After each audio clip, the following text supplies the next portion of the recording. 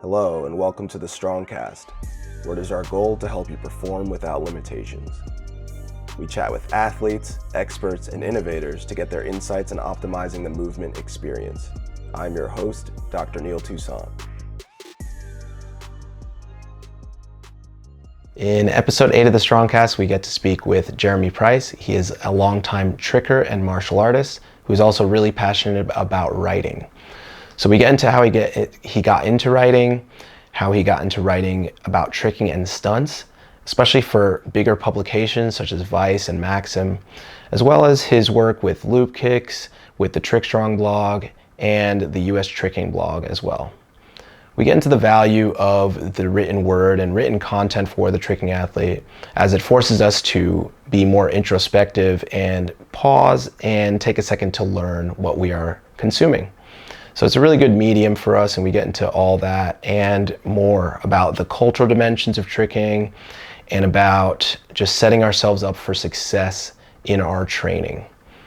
We later get into his overcoming his ankle surgery, as well as a more recent shoulder issue with his labrum, and he was actually able to avoid surgery using tips and exercises we've personally given him and through the TrickStrong RX platform. So really cool episode. I think there's tons of value in this episode for anyone listening. So let's get to today's show. Hey guys, welcome to StrongCast, where we talk all things performance and longevity. I'm joined by Jeremy Price. How's it going, Jeremy? Hey Neil, it's good, man. Yeah, thanks for having me on. Dude, of course. So how are you? How's it going? How's Colorado? Colorado's good, man. Yeah, just chilling in my first studio apartment. This is my first time living alone at age 28, so about time. Nice. But yeah, I moved here just a few months ago. Mostly for the tricking scene here, of course, but also to kind of start like a new chapter now that COVID is starting to chill out a little bit. But yeah, I've been loving the sessions, and the homies are great. So yeah, can't complain. Nice. Is it the tricking mecca you hoped for? It kind of is, honestly. Yeah. I mean, like I've tricked in a bunch of different places over the years. Obviously, as you know, I was living in New York for like 4-ish years after college, and I mean, it's a great city, and there's lots of talented athletes out there for sure. But yeah, I mean, in terms of like the actual trickers that show up to the session all the time, it was usually only like 3 if you're lucky. Whereas here, it's like, Jesus Christ, there's like a dozen triggers minimum at every single session, like multiple times a week. So yeah, it's like a whole different energy level, and I'm loving it so far. That's awesome. Like, I didn't expect this, but it's actually similar here in Atlanta. Really? Yeah, and just because people don't post here, really. I mean, we're all starting to more and stuff. Like a lot of trick strongs down here.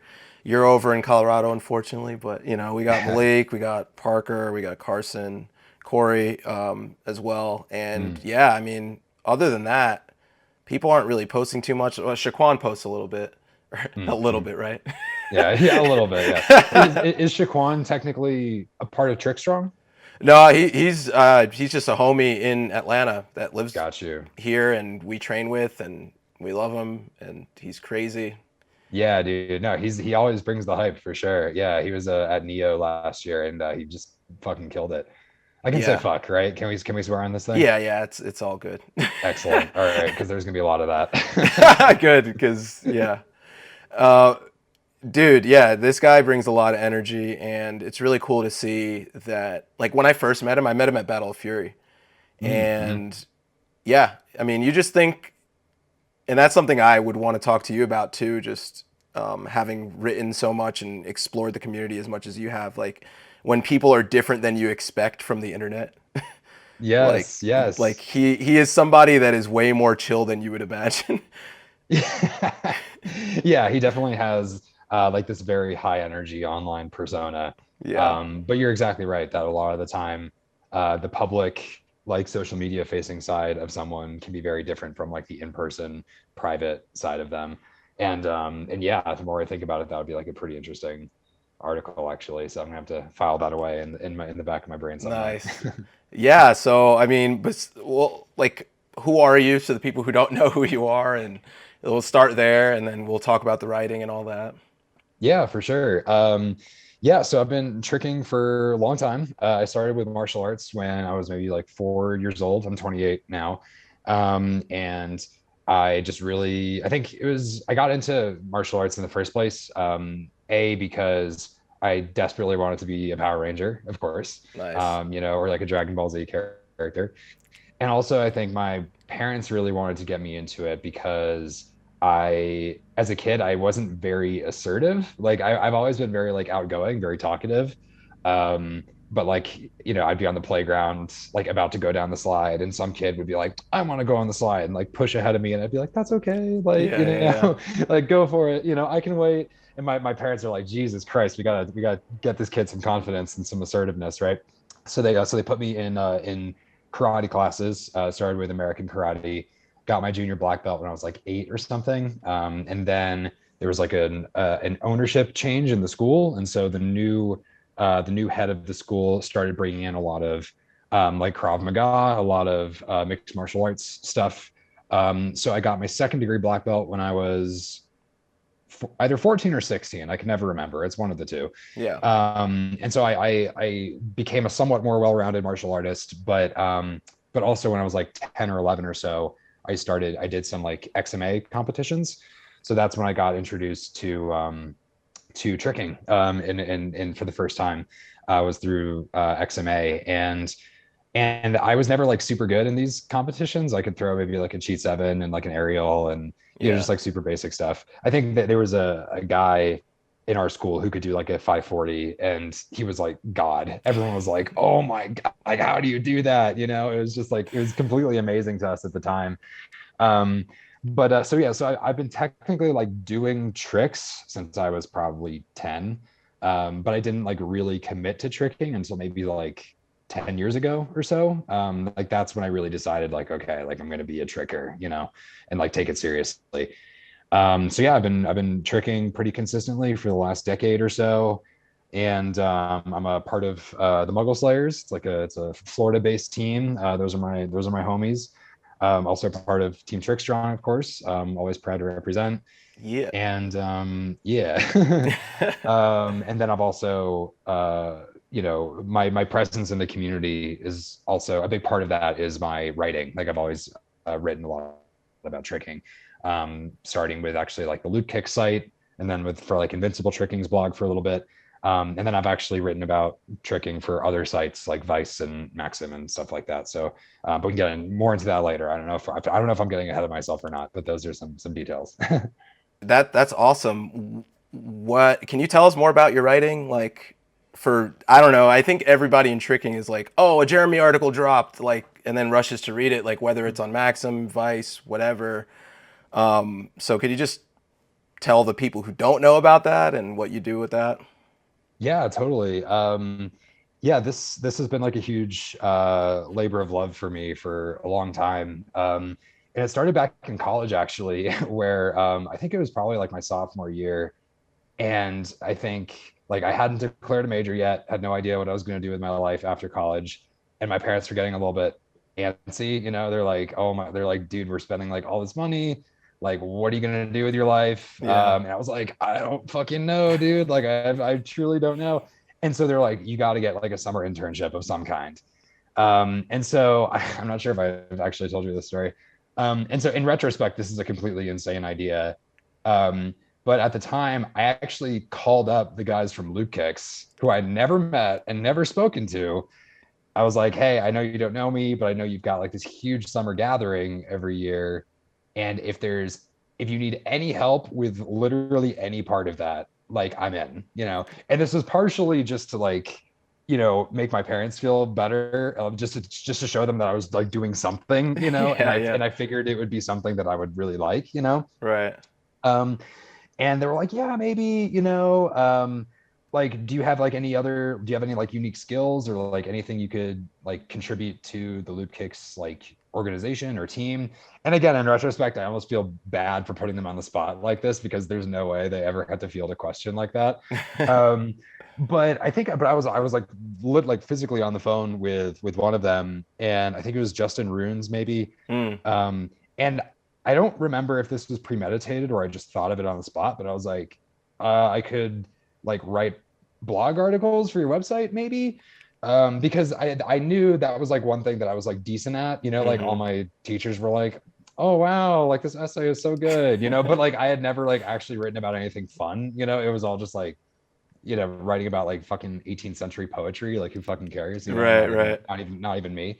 But I was like, could be fun to write about tricking. And so they agreed to that. And I wrote my first tricking article for the Loop Kick site about how to overcome fear when you trick, Mm. because that's something that I had to deal with a lot when I was younger, especially. And so I asked like all these trickers I even knew like peripherally for like advice. Like I asked like Pat Chu, ramen food, and I reached out to like Nelson Zuniga and just like a random hodgepodge, and like I collected them all in an article. Like here are some tips for overcoming fear when you trick. And it fucking blew up. Like people really loved it, and Yeah. that was like the first time I'd ever received like validation for my writing skills from someone that wasn't like, a teacher or like my mom. um, and so I was like, huh, like this feels good, like I like this. And I also realized that honestly, this turned into a different article I wrote, but I realized like I'm never going to be the best in the world at tricking. Like I'm probably never even going to be like, like a top tier athlete of any kind. Right, Like just in terms of like the other shit I've got going on in my life and how much right. time and energy I'm realistically willing to dedicate to this, like not going to happen. So I'm like, okay, if I can't be the best and I can't be better than other people and make an impact that way with my tricking skills, maybe I can make an impact by just being different, by providing something for the community that isn't really there right now. And to be fair, this wasn't completely unprecedented. Like Juji Mufu had a bunch of like really great tricking articles that he wrote on his website back in the day. Yeah. So I don't want to make it sound like I was the first person to do this because I definitely was not. But but I think I was I guess one of the first, I suppose you could say. And so I kept writing for Loop Kicks for a little bit. Then I studied abroad in Australia the following year, connected with James Daly from Invincible, and started writing for his blog, which was a lot of fun. And so yeah, I've just kind of been writing about tricking off and on ever since. Even now, more recently, for like bigger publications. Where I wrote about tricking a couple times for Vice. Like when Black Panther came out, I was like, hey, the guy in the Black Panther suit is like this. He's a tricker. He does this thing called tricking. And if you guys are looking for unique content about this new movie that everyone's talking about, I can give you the inside scoop on what this guy's deal is and where he comes from. And so they said that sounded cool. So they paid me it was the first time I like really got paid to write about tricking for like an international news outlet, which was totally trippy. And I got to interview Micah Carnes and Matt Emig, who were both like on the fight team for the movie. They were doing a lot of like the choreography and stuff. Um, and then yeah, I got to write about tricking another time for them, and that sort of kicked off me writing about stunts for lots of different websites, which has been like a really wild ride. Like at one point, I'm sorry if I'm like rambling. By the way, I just have like I actually love this. okay, I'm cool. in the story fully. Keep going. Okay, good. Yeah, like I said, see, I'm usually the one like interviewing people, right? So I almost get like self-conscious when I find myself talking too much because that's Right. a sign that the interview is going poorly. No, it's a sign um, that I learned that saying yeah at the end of every sentence is bad for the audio for the listener. So I just decided to shut up fully, finally. just keep nodding. Yeah. Okay. No, that's hey, if you're good, I'm good. Yeah, yeah, I'm Um, great. but but yeah, I've gotten to interview like all these all these different stunt doubles for especially the Marvel movies. Like pick a superhero, and I've probably interviewed their stunt double at some point for some website. Um, but the coolest thing that I've gotten to do with writing is I got a DM like in the middle of like 2019, I think, from like a PR rep who was working with Universal Pictures. And she was like, hey, I see that you write about stunts and martial arts and action movies, and we're looking for people who do that because we're doing like a PR event for Hobbs and Shaw, which is like that. It was like that spinoff of like the Fast and Furious series that they did with like Jason Statham and The Rock. Um, she's like, yeah, we're doing a PR event in London to celebrate its release on like DVD and Blu-ray and stuff. Do you want a free trip to London, basically. And I was like, yeah. Let me check. Yeah, let me check my schedule. Yeah, I think I can swing that. So yeah, dude, I felt like it was super surreal. Like I got to write about this whole experience for Maxim, but yeah, they like took us to like a football game, and they brought us to this like this Silverstone racetrack where we got to like drive these McLarens, which are worth like hundreds of thousands of dollars, like the same ones that they drive in the movie. You know, that was like the whole thing. Um, and we also got to recreate one of the fight scenes from Hobbs and Shaw, which was in particular That's really wild because we were doing it with a bunch of London-based stunt guys, many of whom were trickers. right. That's so sick. So you basically just you went to London, flew on their dime, sessioned with trickers Yes. on Yeah. camera for On this thing, camera. Yeah, and then exactly. wrote for them. Like that sounds Yes. like the epitome of what you probably wanted to do when you first contacted Loop Kicks. Yes. No, you're Like exactly beyond right. that, actually, you probably weren't even thinking even close to that yet. Yeah, no, you're exactly right. I was like, at no point did I even consider this being like a thing that I could do. But yeah, it was super, it was like a total dream come true to be like recognized for those skills in that way, and then be like, I mean, yeah, just be like rewarded for it, I guess. I was like, damn, like this is what I've been like working towards for like years, you know? Yeah. Um, and so, and again, it was just like such a perfect thing, like meeting up with like these stunt guys. I'm like, hey, like, do you trick by chance? They're like, yeah, do you trick? I'm like, yeah. They're like, what the fuck? Like, I thought you were a journalist. I'm like, I am, but like, I also trick, you know, blah, blah, blah. It was like a whole, it was so funny.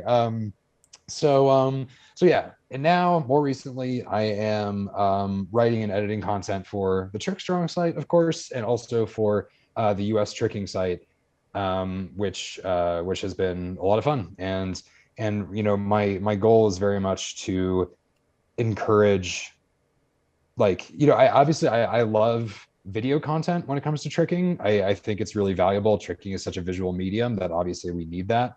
But at the same time, I think the written word puts you in a certain kind of headspace that you don't really get with any other medium, where it really forces you to like slow down, think things through, puts you in a little bit more of like an introspective mood, right? So you can examine your own thoughts and feelings.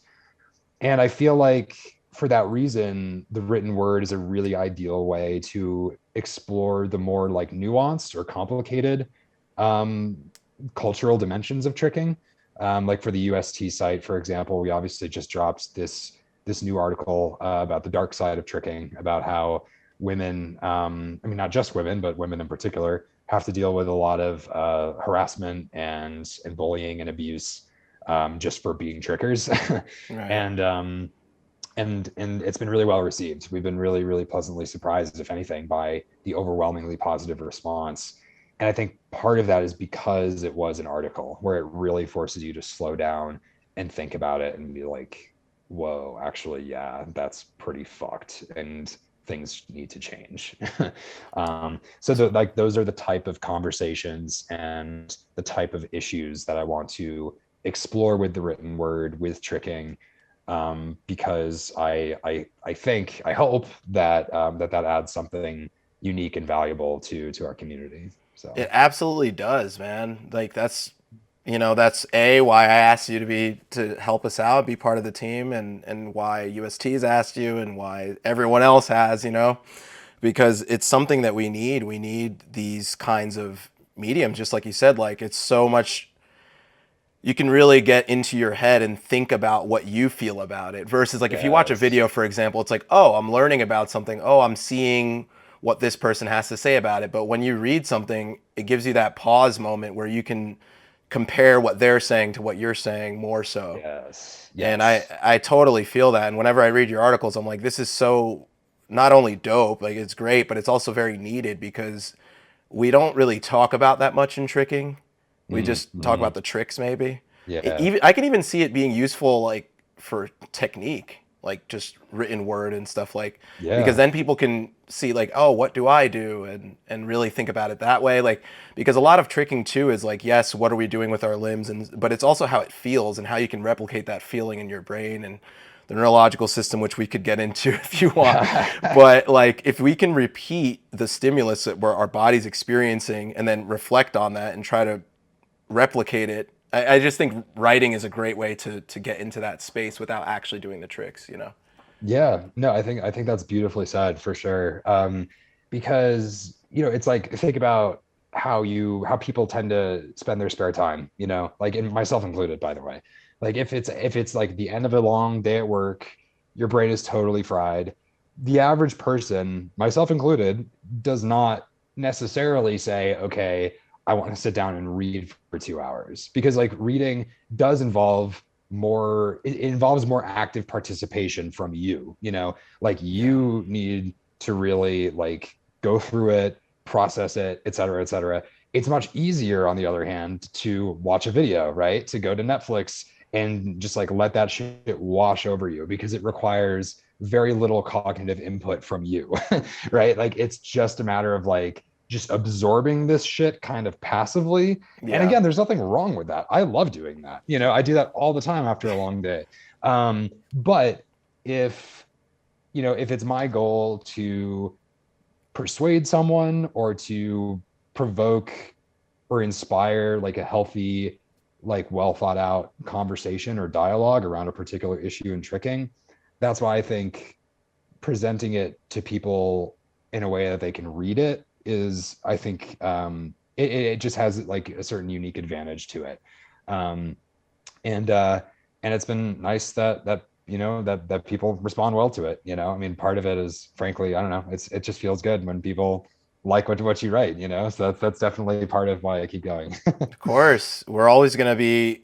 It's always a two-way street. People will thank you for things, contributions and stuff. Like when I go to sessions, I'm getting that a little bit more now, which is a bit weird. Nice. It's just like, oh, like thanks, your videos help me, and I'm like, thank you because you're the reason I'm doing it. Yes, So it's always a exactly. two-way street where the community is going to help support that, and then you're going to want to do more, and it's great. It's a awesome positive feedback loop.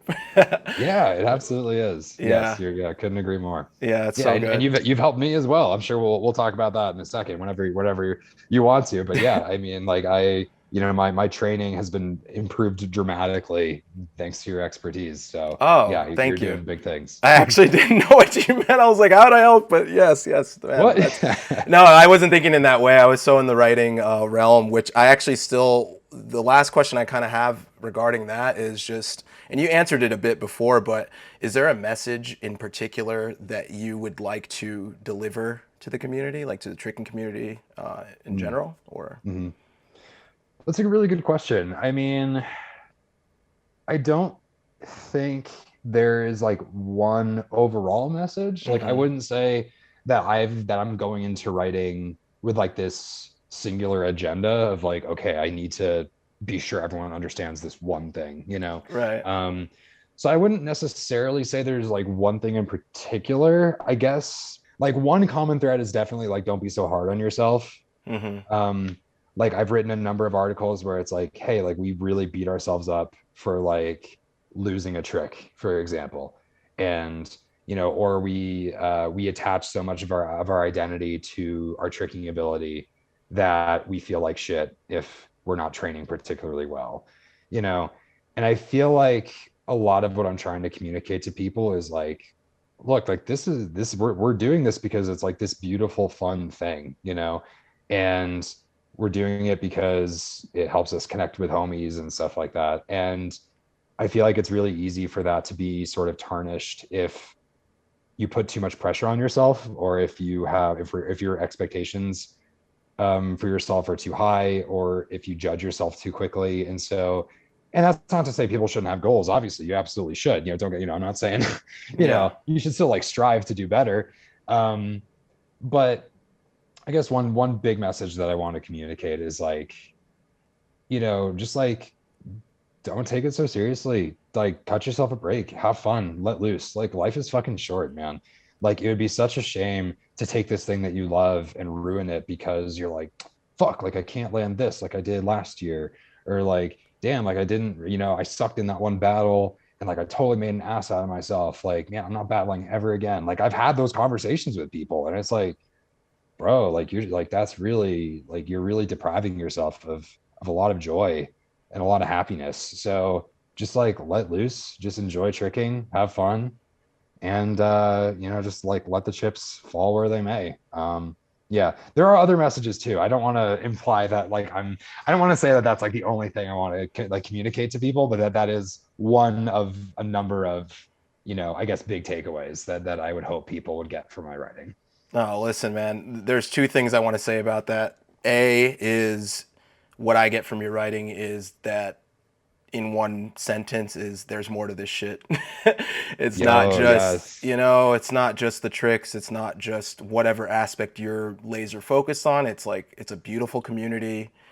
It's given us all opportunities to travel, to explore ourselves, to explore how we interact with our goals, how we set goals, how we achieve them, I mean, it's taught me tons. It's taught us all a lot of things, and I think a lot of correct me if I'm wrong, but a lot of what you're saying is to reap those benefits too, because it's not just Yes. the goal, like it's the destination. As cheesy as that sounds, like Mm-hmm. I mean, dude, there's so many great tricking experiences or trick experiences that I had because I've started tricking like pretty Mm-hmm. much everything in the last 15 years. Yes, It's right? been No, it's so true. I mean, I think like no, I think you actually did it. You did a much better job than I did of like identifying like a core commonality through all my writing. So thank you for that. no, I just Um listening to you. but no, I think maybe if I could add something, I would say like I've heard a lot of people talk about like what tricking is, where they're like, is it a sport? Is it an art form? And it's like, yeah, is it a life? Is it a way of life? Like I like Yeah, people like try to put all these like labels on tricking, and I think all of them are partially true, But for me, the one that I want to emphasize with my writing is the fact that tricking is a culture. It's not just like something that you do once a week. It's or twice a week or whatever the fuck. Like if you are a tricker, there's a pretty good chance that you're familiar with a certain kind of music.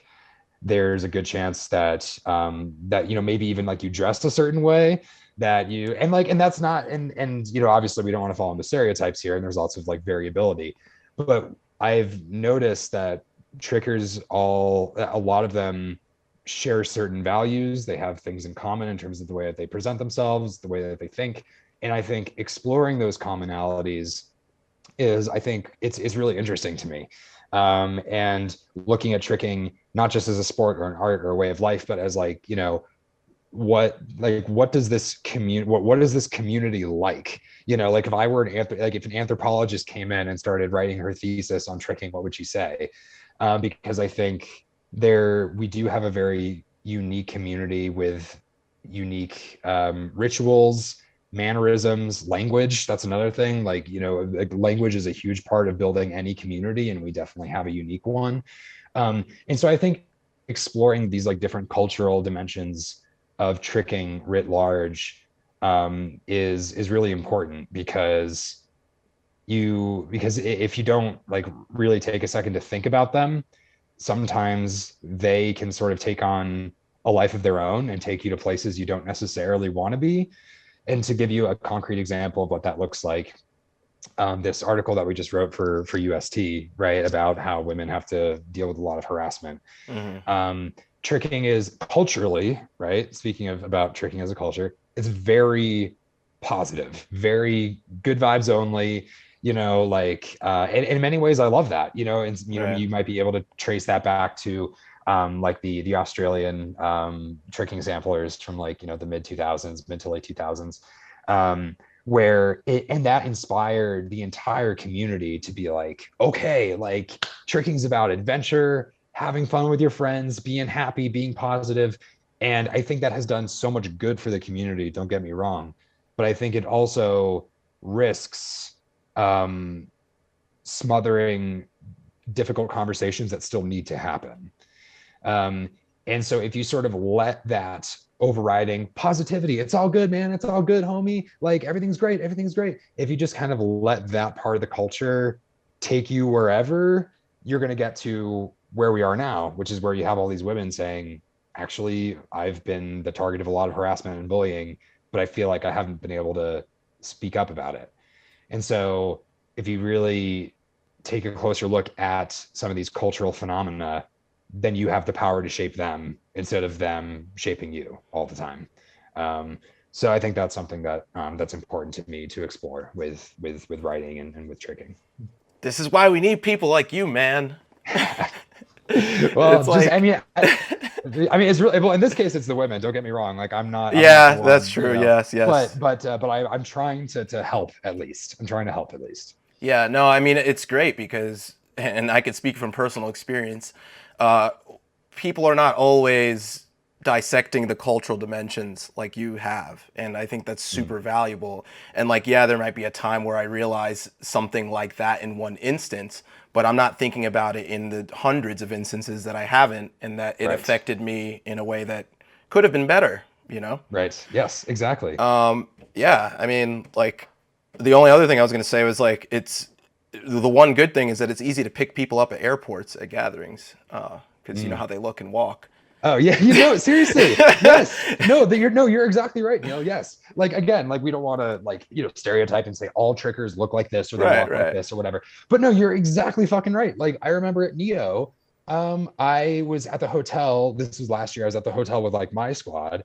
And then there was another squad like across the room. And I had never seen a single one of them before in my life. And instantly I'm like, those are trickers. And I go up and I'm like, hey, are you guys here for Neo? They're like, yeah, you are too. I'm like, yeah.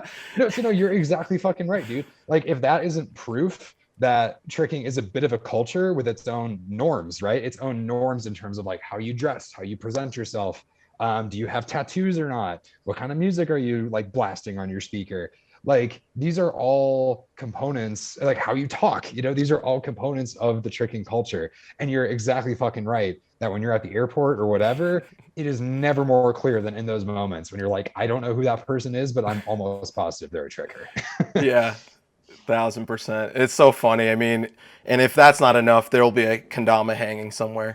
Yes, that's not, yes, that's a beautiful example. Yes, exactly, exactly. And the coolest part is that we've all added these things. Like, whereas we've been born into a lot of cultures that we have no control over and we have no way to change a lot of them, you know? Yes. So when we have conversations like you're bringing up, we have the power to literally change our identity, which is very powerful for a lot of things like habit formation, goal setting, so many things. Yes, So, exactly. yeah. Yeah, I heard there's a quote, is it Emerson? I forget, someone said it, where he's like, life is not about finding yourself, it's about making yourself or something like that. I'm probably butchering it, but people always talk about this notion of like, I have to find myself, like I have to discover like who I really am or whatever. And it's like, I mean, like that's useful to a point, but also it's a matter of sitting down, being like, no, who do I want to be? And how can I make that happen? Right.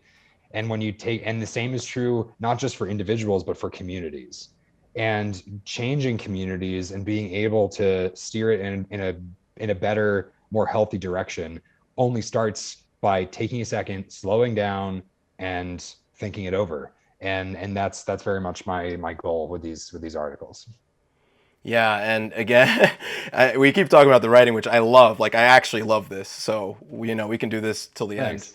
But again, going back to the topic at hand, like the dark side of tricking, for example, like there might be a girl tricker that really would love to be involved in the community, not just trick, but like be fully involved and seen as equal and be able to get flown to these events and get the best training with some of the guys and whatever else, just like everyone, all of us, we would love that, so, Yeah. and then not being able to because of a culture that went the wrong way or whatever else. Like, I think Right. it's really great that we have this little pocket of life where we can play around with and improve upon how we're viewing ourselves, our community, and being able to just get better together. Like, Yeah.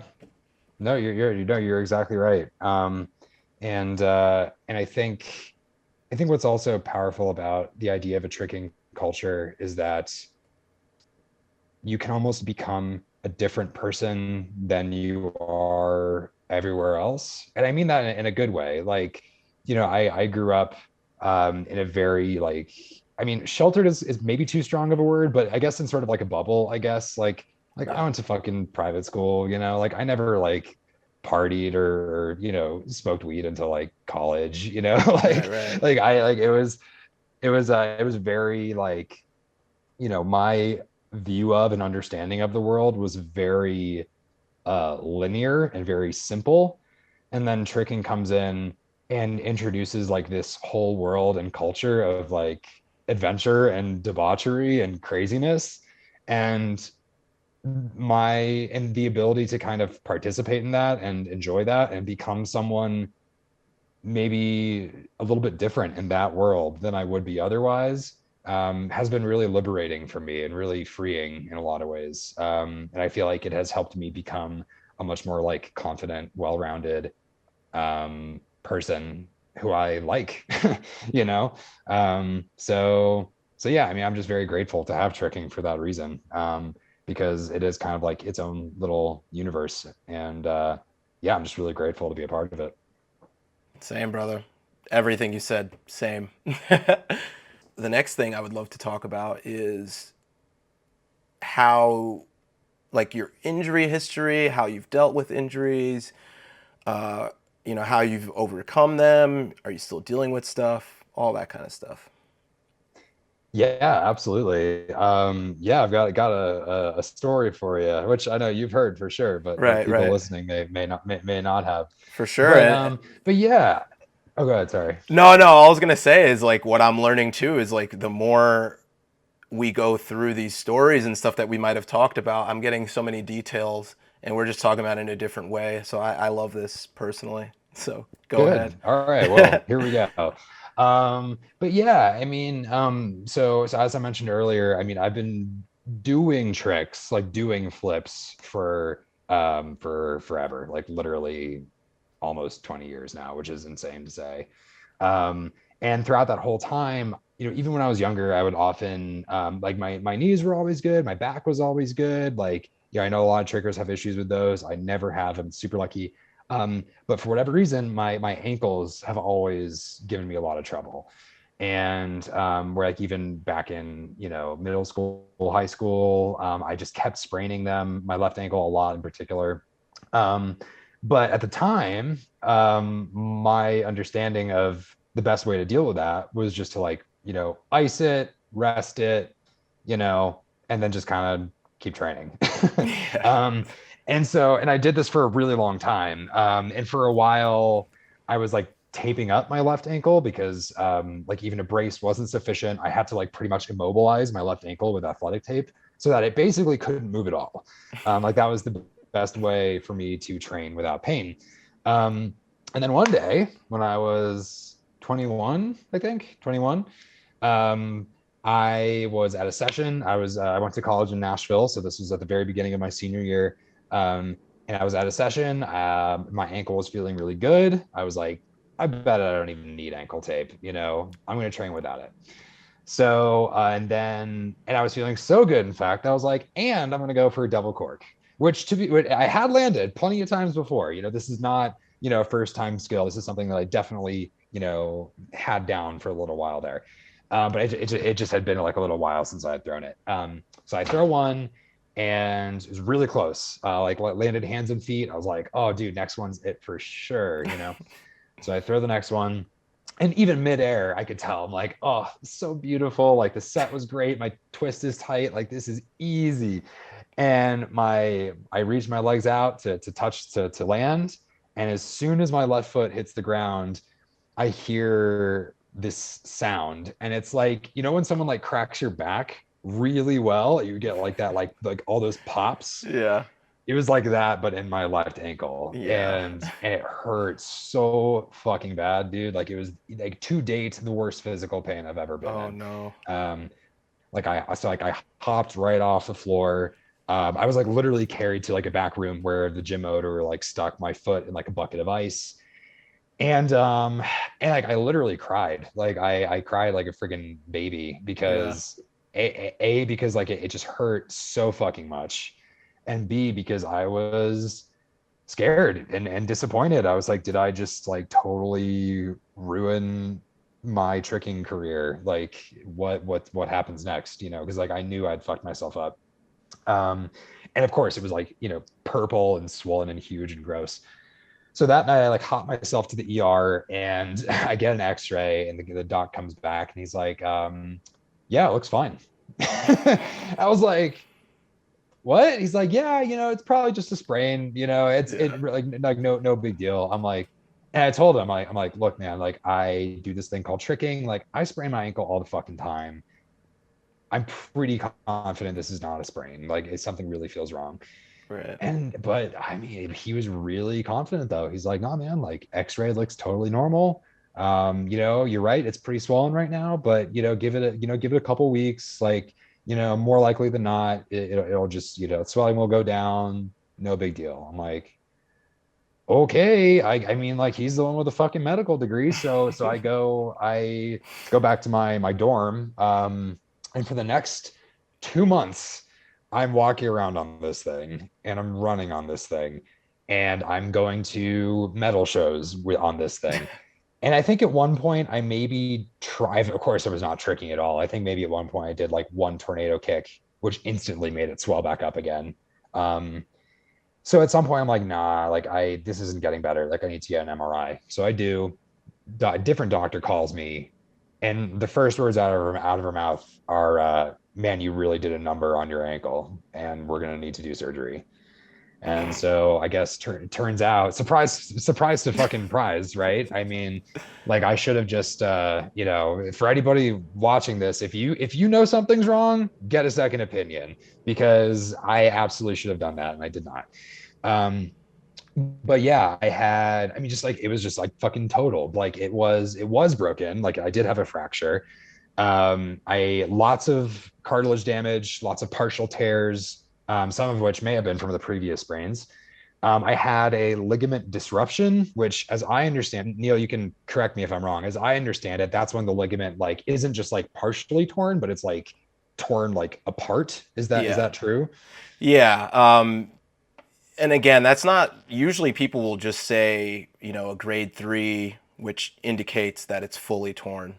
Grade 3 Okay, sprain or rupture is a more common, but got it. disruption is honestly more of a vague term that I Okay, personally wouldn't be using. I would just say rupture because then you okay, know that it's gone. right. That's fair. But was it Um, gone? Is that what it was? yeah, my understanding is that it was just like gone. Yeah. And then I also had like a shard of bone about like a half-inch long that had just like snapped off from the ankle entirely and was just like Hmm. floating around in there. So of course I get surgery, get the cast off, go to physical therapy. And yeah, like the physical therapists were like super well intentioned and like super nice, but I didn't really feel like they were giving me things that I really needed to trick well. Yeah. So through a bunch of trial and error, like I sort of figured out some exercises that worked for me, went back to training, but like it still didn't feel super good. But then it was in conversations with you and with Han where you guys gave me some more, and also Mishak, actually, Shaq from New York. He was also Nice. helpful. Yeah, he knows his stuff too. Um, where you guys gave me some great exercises where I could work on my dorsiflexion, and that helped a lot. That helped a lot. And so now, not only did I then like reclaim my double cork after that, but now I'm like finally starting to get comfortable with like doing swings, which I never thought I'd be able to do. The ankle is still not 100%. Like I'm still doing exercise, like strengthening exercises for it, like every other day ish. That's awesome. That's And really so good though. yeah, it's not 100%, and I don't think it ever will be if I'm being realistic. But it is good enough to definitely train, and train pretty hard. There's like a couple, like I don't really see myself doing gainer switches anytime soon, but pretty much everything else is on the table, and that's a much better result than I anticipated, sitting there in the back room of the gym, like crying my eyes out. So I'm like super grateful for you guys, to help bring me to this point, because I was afraid I would never make it. So Dude, my pleasure, man. That's literally what I want to do. Like, it sucks to feel limited in any way, especially with tricks. It's like this is my life. And then you Yes. can't do it, and that sucks, you know? So, Yeah. my pleasure, man. That's so great. Like, and the reason I was saying it's good that you're doing stuff every other day is because, like, okay, maybe it doesn't get to 100, but maybe it gets past your previous 100. That'd be cool. Mm. Mm. Or, you know, even without that, like, you're still maximizing what you can do with it by just strengthening as much as you can. And Yeah. that's kind of the story. That, Yeah. like, yeah, I mean, and you know best how to manage it now. Like, you know what things work, what things don't. Hmm. And Hmm. that's usually my goal for a lot of, like, clients I see. I want them to have the tools to, I always tell them, because, like, a lot of times, like, I'm what you would call a manual therapist. I don't really like labels, but that's one of the things that somebody could call me is because I use a lot of hands-on techniques. I use dry needling, cupping, scraping, a lot of things Mm. like hands-on. And while that is very valuable, and that's why I've trained myself in doing that and sought training and all that stuff, it is not the only answer to helping somebody. Obviously, like, I Mm. never even, I know Han had worked on you a little bit, Hmm. like hands-on stuff, right? Like, he'd helped I, you. I think so. Yeah, I'm trying to remember exactly if he did like any scraping or anything. I think the biggest thing was just like we're just working on like my just giving me different like dorsiflexion exercises. Right. And that's Um, exactly it. Like, so somebody comes to me and it's like, dude, yes, I will definitely help you in the short term. We can, you know, speed things along so you can get there sooner. You can get more yeah. dorsiflexion earlier. That Hmm. way, you know, we can just get ahead of ourselves. Maybe we get a couple weeks out of this session. Like, you wouldn't get here for another couple weeks. Maybe we can do, like, speed things along. But at the end of the day, it's Yeah. always going to be your habits and how you're, you know, how you're training on a consistent basis, not just like a one-off type thing. Hmm. So that's why I'm like, dude, that's great that you're still doing all these exercises, because, like, that's awesome. Yeah, man, like I'm still on it. And like it's always a process of like making minor adjustments to my schedule, feeling like, oh, okay, like that was maybe too much, or like, oh, that was maybe like not enough. Like I feel like I'm always trying to find that dynamic equilibrium of like exactly how much work I should be putting into it. Um, but for the most part it's working. And the other thing that you guys really helped me out with was my left shoulder last year. Right. Yes. Yes, yeah. I was at this is this is a kind of a stupid story, but but like I was at Neo, and I guess, and for context, my left shoulder has always been a little bit weird. Like even still when I do backside kicks and I twist too hard, my shoulder pops out. Like, All I don't know. right. I've been told that that's not normal. Yeah, I would agree. Yeah. But yeah, even just like vert twisting, like if I turn too fast, it's like it doesn't like stay out, but it'll be like boop, boop.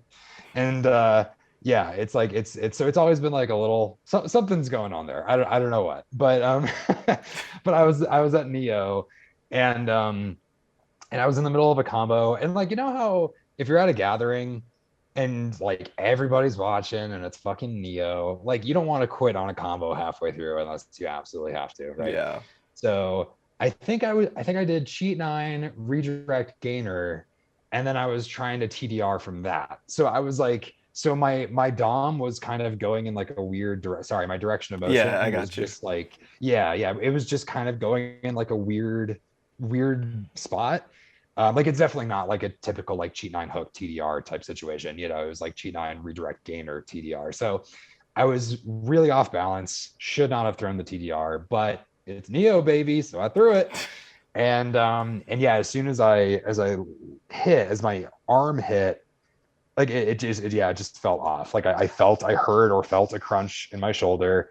I was like, okay, that's not normal. But I just assumed it was like a sprain. So I was still doing like cart dubs like the next day. Like I was even it hurt. But I was like, it's fine. But like a couple months later, it was like still hurting. When got an MRI, doc is like, yep, you tore your labrum and you need surgery. And I was like, sick. Yeah. So, and at first I was like, yeah, I guess I'm fucking getting surgery, which would have been like a huge pain in the ass because I was planning my move to Colorado at the time. And like physically moving boxes and shit is like impossible when your arm is in a fucking sling. So I Yeah. was like, man, this is like such a buzzkill. Like I was really bumming about it. We even like set a day for surgery, like it was gonna happen.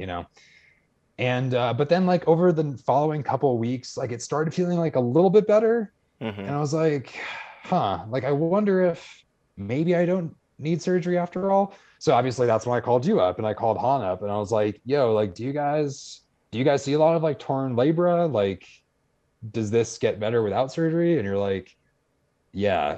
Yeah, um, definitely. yeah. And so I was like, oh, what? Like, it's like my doctor like did not say that. He told I because I asked him, I'm like, is this the type of thing that could be corrected with just physical therapy? And he's like, I mean, it would get a little bit better, but like if you really want to keep doing this tricking thing, you should definitely get surgery. And I was Yeah. like, okay. But no, you guys really put things in perspective. You're like, honestly, we work with people all the time with torn labra, and you may not need surgery at all if you really stick to the PT. So I went through TrickStrong RX, and I swear this is not an ad, by the way, for anybody watching. Like, I just genuinely have had a great experience with these guys. So sorry. So I went through TrickStrong RX. I watched literally every single like shoulder strength video that you guys had. And there was like 40 of them or something. Yeah. I'm like, okay, I'm not gonna do all these because that's Yeah. fucking insane. Yeah. So I picked like 4 Yeah. that I was like, okay, these 4 seem to be like useful and not miserable. Like that's another piece of advice I would actually give to people who are either recovering from an injury or who are trying to build up their joint strength is like pick an exercise that you don't hate doing. Like I have done so many, I've been advised by different physical therapists over the years to try this for my ankle and that for my shoulder and blah blah, blah. But for one reason or another, I just fucking hate doing them. Like Yeah. it's like because they're like really hard or really awkward or really time consuming. Like, just for one reason or another, they're just like not fun to do in any way, shape, or form. Like you have to pick exercises that you don't hate doing, because if you really hate it, you're not going to motivate yourself to do it on a regular basis. Just realistically, it's not going to happen. So I picked 4, and I'm like, okay, these are weight bearing, which I need for tricking, obviously. They're weight bearing. They are difficult, but not so difficult that I'm going to like hate my life every second that I'm doing them. Right. It was like a lot of like side planks, I started with like the scap squeeze stuff actually. Yeah. Good. I did lots of like downward dog things. Just like a lot of that stuff. I did that shit like probably every other day for months. Like I'd say at least 3-4 months, maybe even longer. And goddamn, sure enough, shoulder feels great. Is like it still pops out sometimes when I do but that was my happening movements. before. That was happening before, right? Exactly. Right. But yeah, like just recently, maybe a month ago, I started doing touchdown rises again. Feels totally fine, no pain whatsoever. That's I'm awesome, like, man. Jesus Christ, that shit fucking works. That's great, man. Yeah, and if you ever want to hop on a call, we could talk more about it. But yeah, I couldn't agree more. Like with the exercise stuff, I always say like you got to set your. I say this for a lot of things, but I say you got to set yourself up for success. Meaning, Yeah. whenever you're about to do an exercise, let's say you're doing a squat or something, when you get under the bar, you should position yourself in a way that is successful. And that sounds very obvious, but a lot of people just kind of go up and yeet it.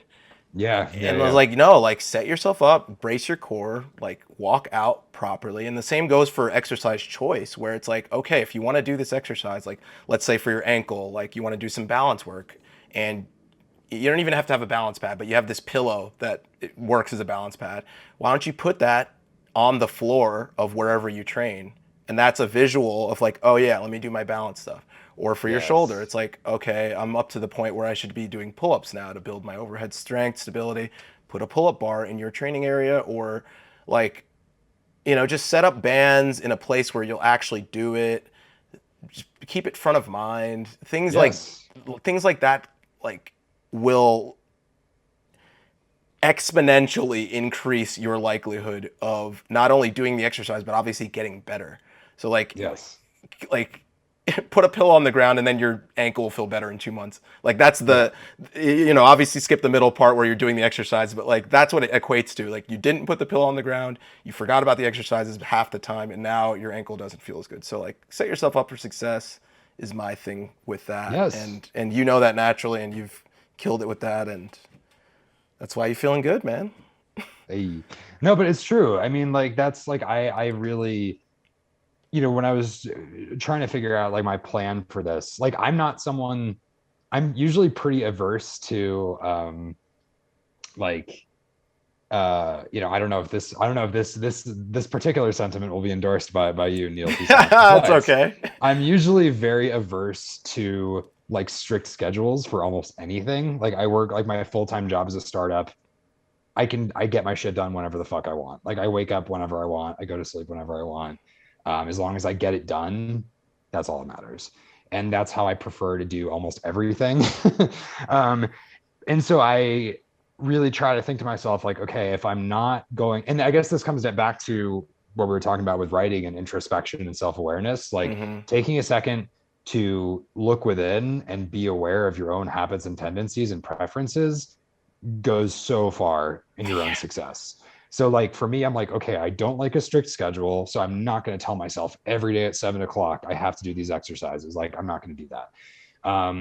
But at the same time, I still need to fucking do it. So how am I going to set myself up for success in that way?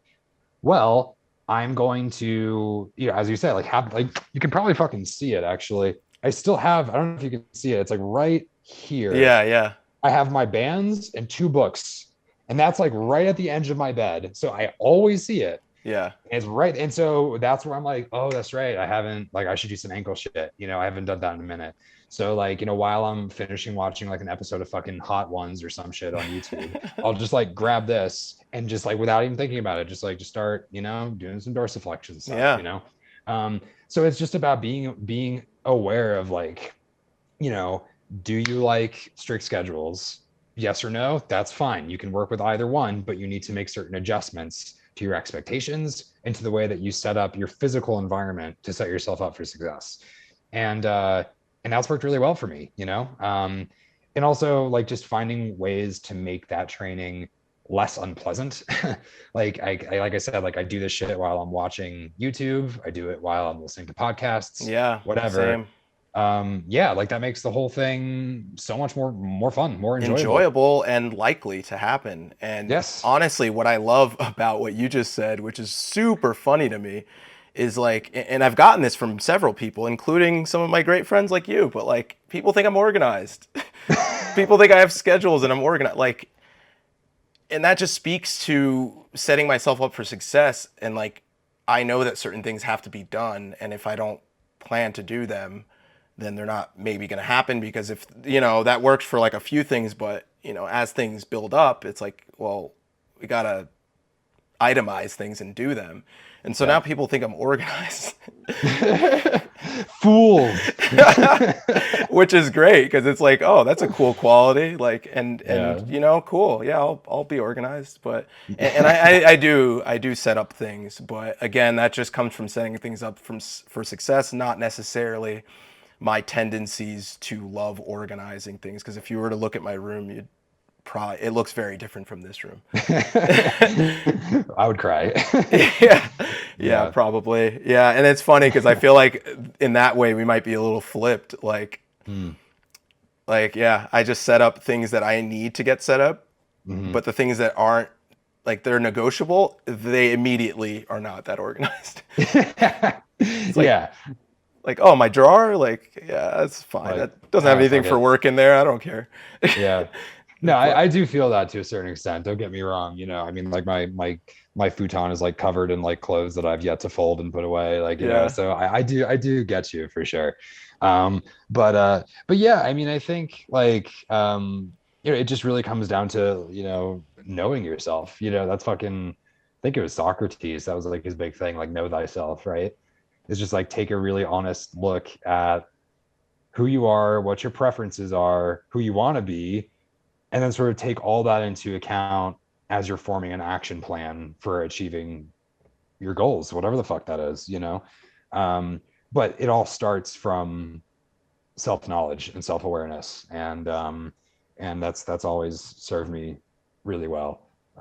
That's not to say, obviously, I Lord knows I have plenty of blind spots about my own, personality as well. Don't get me wrong, Absolutely. but I certainly try. I do my best to understand what I'm about anyway.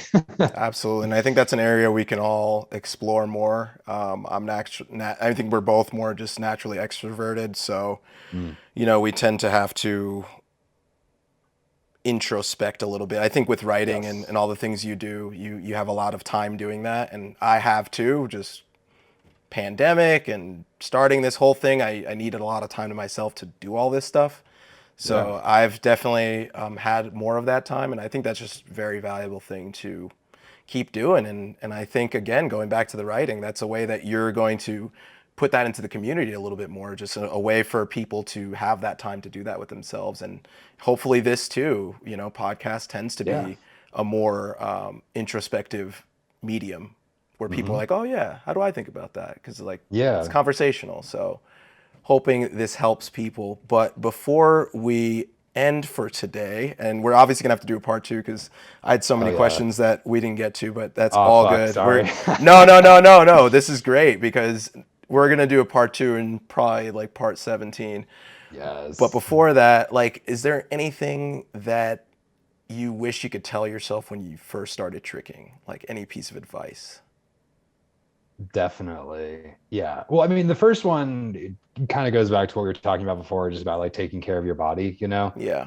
Like back when I was, 14, 15, I'd sprain my ankle and then just kind of like, well, I guess I just gotta wait it out. Yeah. And it's like, nah, dude, like fucking do some strengthening exercises. Like you can speed up your recovery like crazy and be strong and be like better than ever when you get back. Like you don't have to like sit on your ass and just like mope about it, which I did a lot. Yeah. um, so I would definitely say that like take a more proactive approach toward your own recovery and your own joint strength. Like for me, it's never been like, I know I probably should stretch more, but for me, I would much rather, that's another thing, right? Like knowing yourself. Like I'm like, there's no fucking way that I'm going to have the patience to dedicate all this time to like joint conditioning and stretching.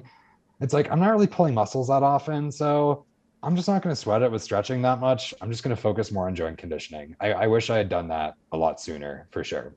Yeah. Um, and then the other one is I'm not sure how useful this would be for other people, That's all but right. I but I know that that for me anyway, like my enjoyment of tricking is tied almost entirely to the social aspect. Like for a long time, especially back in high school, I was trying to trick, but part of the reason I didn't really stick with it is because at the time I didn't really know any trickers that lived near me. And so I would like go to the gym and like try to bang out like corkscrew reps and like cart fronts and shit. And if I didn't perform the way that I wanted to, I would just get like super down on myself. Um, because I'm like, well, what the fuck am I doing this for? Like, I'm just here like crashing tricks and like it's not that fun and like this is stupid. But then when I started training with other people more often, like I found a community of trickers in Nashville. Obviously, there's the Muggle Slayers, who were in a slightly different part of Florida from me, but I connected with them eventually. Um, that just changed everything. I mean, everything. Like I realized I'm like, this is like fucking it. Like this is it. Like it's not just about the tricks. It's about the culture to bring it back. Like that's the thing is like I always thought tricking was like tricking is the tricks, that's what it's all about. But for me anyway, it's really not. It's all about like the friendships, the adventures that you have with those friends. Like that shit just like nourishes the soul. Like we are social creatures. Like, even if you consider yourself an introvert, I promise you that there are social connections that you enjoy, I'm sure.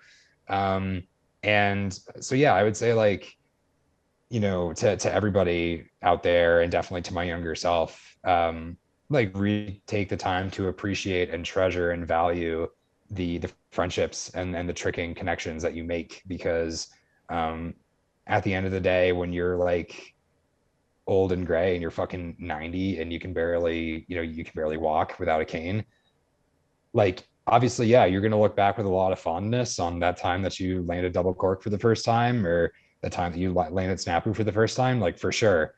But I'm also pretty confident that the memories that are going to matter the most are, it's going to be the time with your friends, with the fellow trickers at the session or at the gathering or whatever the fuck. Like, just really nurture and treasure those friendships, because for me anyway, that's what makes it all worth it. It's beautiful, man. I know we're gonna be chilling with some margaritas or whatever when we're old and gray, and we'll still have this, and Hell yeah. probably some scoots and stuff we'll be able to do still too. So Yeah. It's a start. It's a start. scoots at 90. Scoot Yeah, Flash would be sick at 90. I think that's doable. I really do too. I really Yeah. do. I do as well. So thank you, man. Where can people find you to see more of your, writing? Because I know that there's probably several places people could find your writing, as well as just following you and your tricking journey and everything. Yeah, definitely. So on Instagram, I am at jpricetricks. If I know there aren't too many trickers on Twitter, but if you're on Twitter, I'm on there as well. It's at Jeremy_Price_. And if you want to check out my writing, I haven't written for Vice in a little while. I did like a handful of pieces from them, obviously a while back. But more recently, I've been obviously contributing to the TrickStrong site, been writing and editing content for the UST site. So keep an eye out for that stuff. I just wrote my first article for them, was about how to talk to your tricking heroes without being fucking weird. Yeah. Which I definitely had to learn the hard way. So I hope everybody checks that out. And lastly, if you really like if you really like heavy music, like punk and metal and rock music, I've been writing a lot for Alternative Press recently. It's this print magazine as well as an online thing. But yeah, like I just got to like interview the guy from like Papa Roach and like Dance Gavin Dance and like all these bands that we like all session to. Yeah, totally. So like that's been like a bit of a dream come true for me, to get to do that. So yeah, so check out the Alternative Press site for more of my writing, or pick up a copy of the magazine if you want to see it in print. But yeah, I'm always putting out more stuff. So yeah, I appreciate everybody that goes and checks that out. Seriously, it means a lot. Thank you, brother.